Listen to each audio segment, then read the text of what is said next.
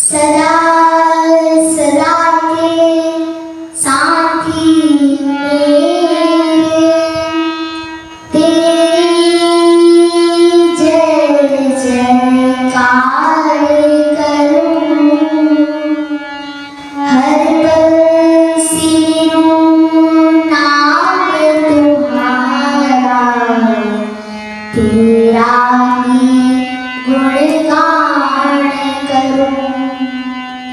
तप संयम का जीवन राखूं और क्षमा का सिंगार करूं, तेरी जय जयकार करूं मैं, भवसागर से पार करूं। अंतर्यामी नाथ तुम जीवन के आधार, जो तुम छोड़ो बातों कौन लगाए पार, कौन लगाए पार।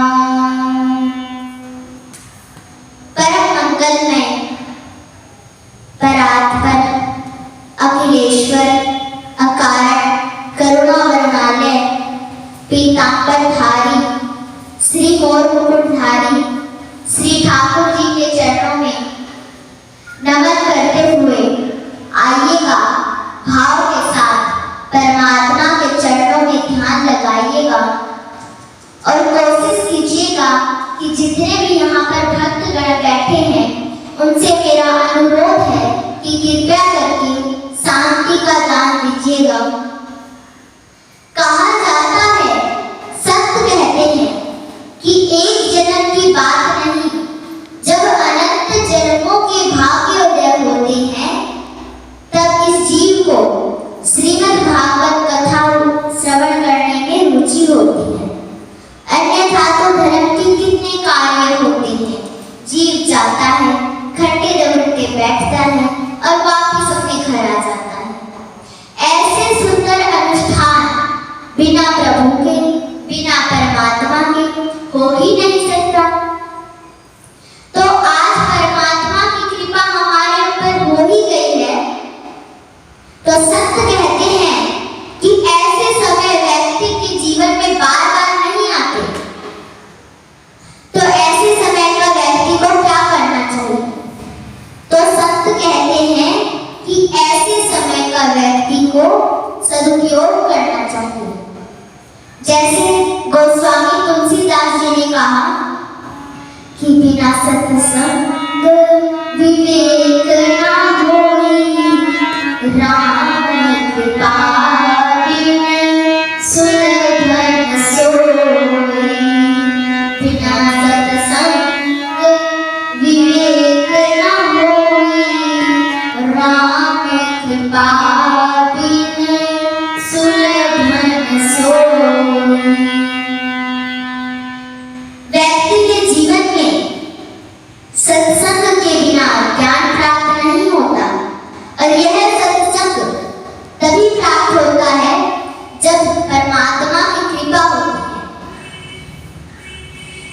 परमात्मा की कृपा के बिना एक पत्ता तक नहीं हिलता कि तेरी सत्ता के बिना हे प्रभु मंगल मूल पत्ता तक हिलता नहीं, खिलेगा कोई फूल। तो परमात्मा के नाम अलग अलग होते हैं लेकिन परमात्मा एक है। कोई परमात्मा को ईश्वर कहता है, कोई ब्रह्म कहते हैं, कोई अल्लाह कहता है, कोई गॉड कहता है, लेकिन परमात्मा एक है, नाम अनेक है। जैसे कबीर जी ने कहा, कबीरा कुआं एक है और बनिहारी अनेक, बर्तन सबके न्यारे हैं और पानी सब में एक। कबीर का कुआं एक है लेकिन बनिहारी पानी लेने वाले अनेक हैं, बर्तन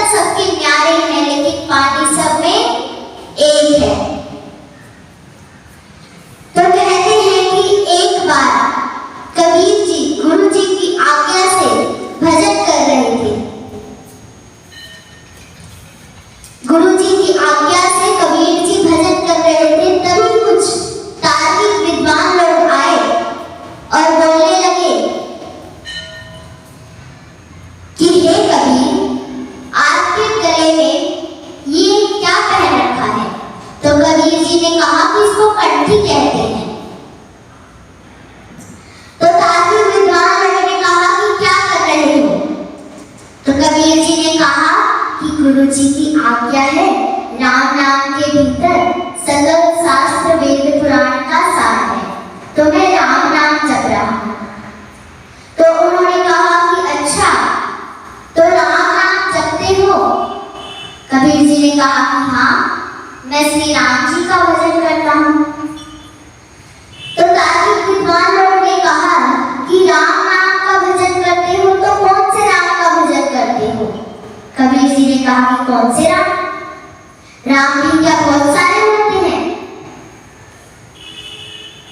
तो उन्होंने कहा कि लो, जिसे यही नहीं पता कि राम कितने तरीके के होते हैं और लग गए भजन करने, जिसे यही नहीं पता कि राम कितने तरीके के होते हैं, तो भजन करने का क्या फायदा और क्या लाभ?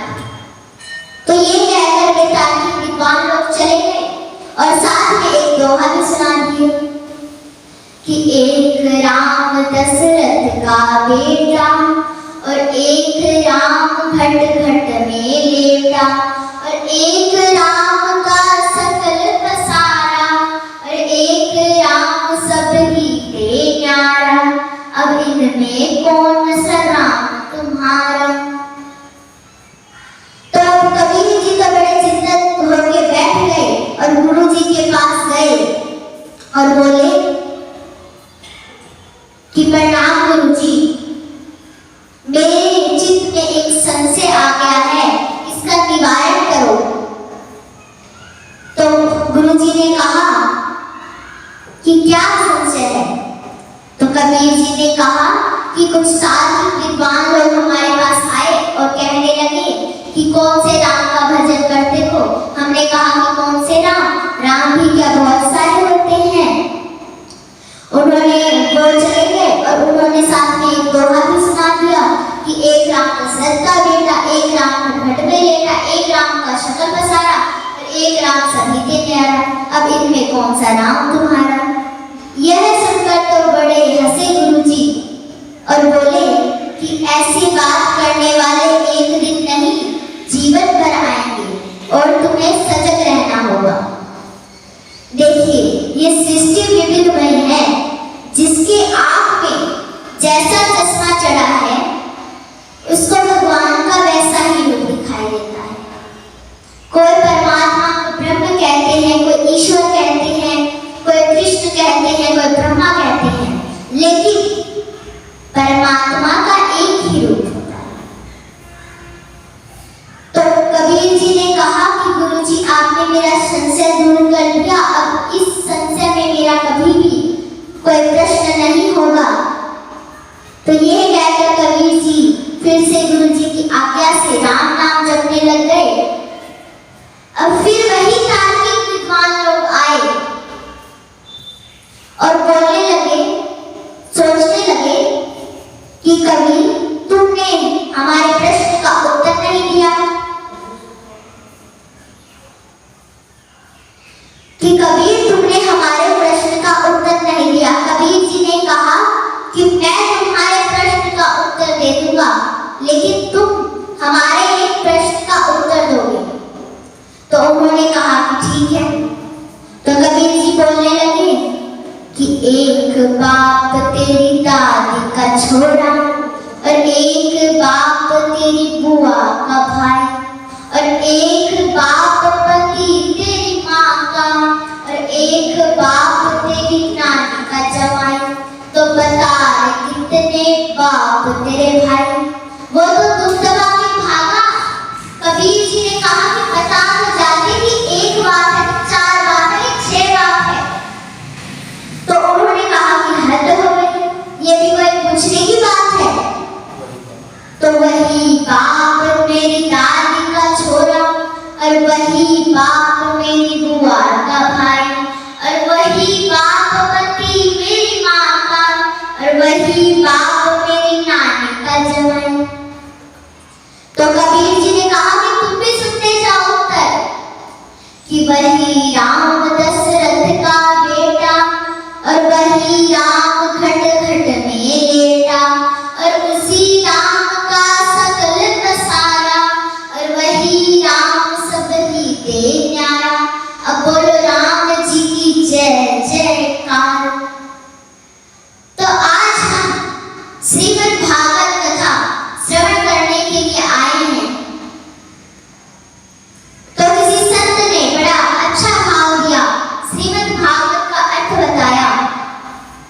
श्री कहते हैं लक्ष्मी को, मद कहते हैं अहंकार को। ध्यान से सुनना कि श्री कहते हैं लक्ष्मी को और मद कहते हैं अहंकार को।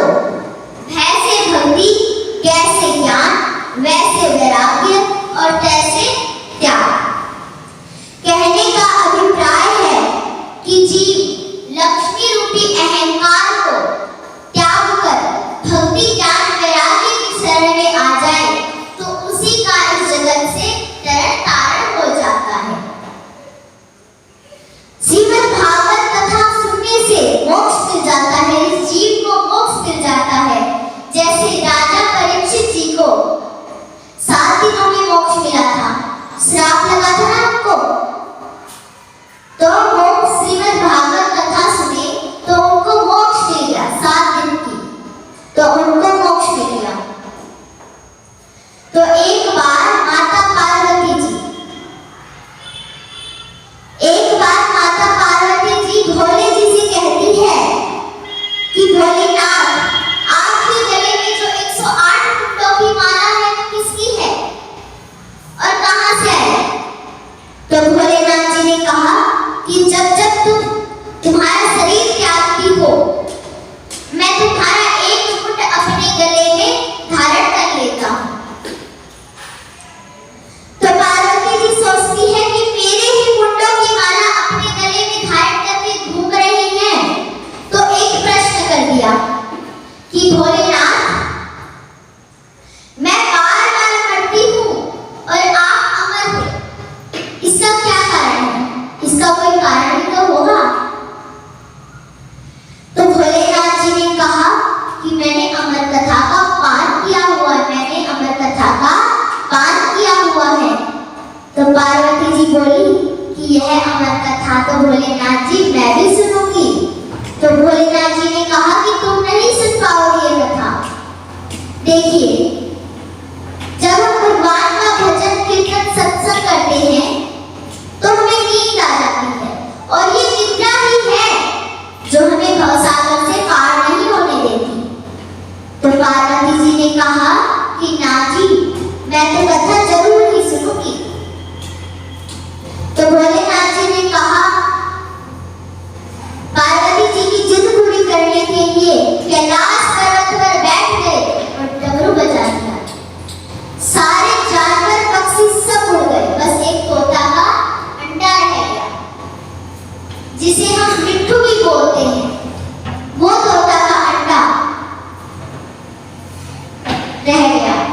अब भोलेनाथ जी ने कथा प्रारंभ करने से पहले एक बात बताई थी कि जब मैं कथा सुनाऊं तो हुंकारे भरते रहना। क्या भरते रहना? हुंकारे, मतलब मुंह करते रहना। तब भोलेनाथ जी ने कथा प्रारंभ कर दी। अब 6 स्कंद की कथा पूरी हो गई, आधी कथा पूरी हो गई। इधर उमा जी को नींद आ गई। अब वो तोता जो अंडे में से निकला, छोटा सा सुख जिसे हम मिट्ठू भी बोलते हैं, वो तोता सोचने लगा कि अगर मैंने हुंकारा देना चालू नहीं रखा तो यह कथा बीच में ही रह जाएगी। तो तोता भी बोलता है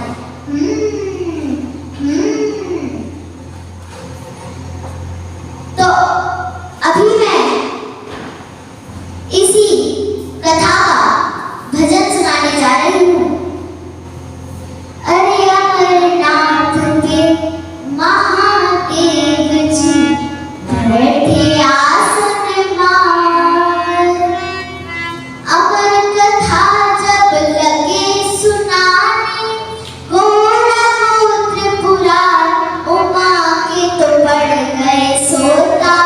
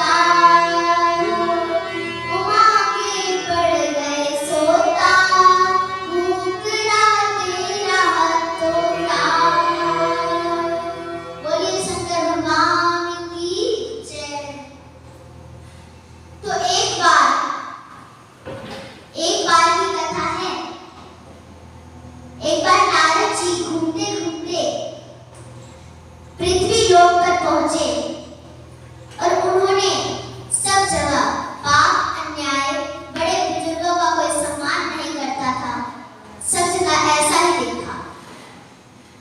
अब घूमते घूमते नारद जी वृंदावन पहुंचे, जहां कृष्ण भगवान ने बहुत सारी लीलाएं की थी। वहां पहुंचे तो वहां पे नारद जी ने एक अचंभा देखा। नारद जी ने एक अचंभा देखा कि एक नौजवान स्त्री और उसके पास दो पुत्र बूढ़े सोए हुए थे। अब नारद जी उनके पास गए और बोले कि क्या हुआ और तुम कौन हो? तो उन्होंने कहा कि मेरा नाम भक्ति देवी है और मैं द्रविड़ देश में उत्पन्न हुई हूँ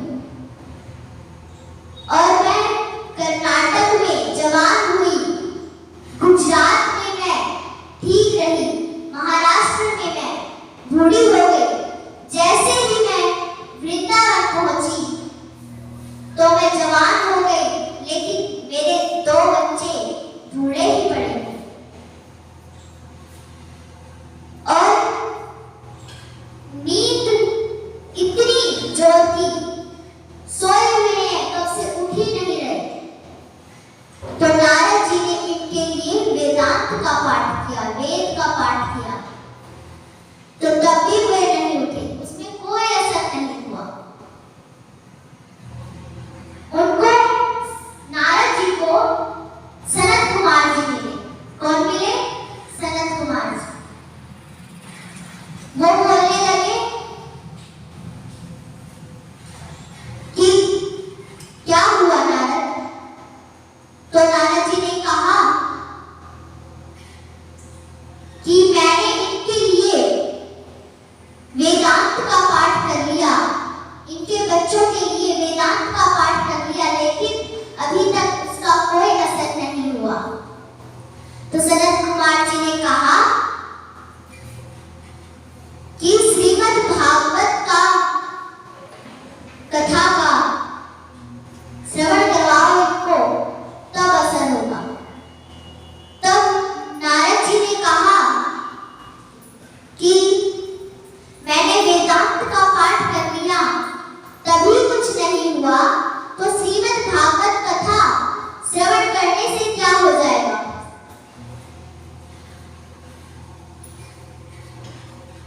तो उन्होंने कहा, सनत कुमार जी ने कहा कि वेद है, वेद वृक्ष है और श्रीमद् भागवत कथा फल है, और वो फल कि जिसमें कोई गुठली ना हो, छिलका ना हो। तो नारद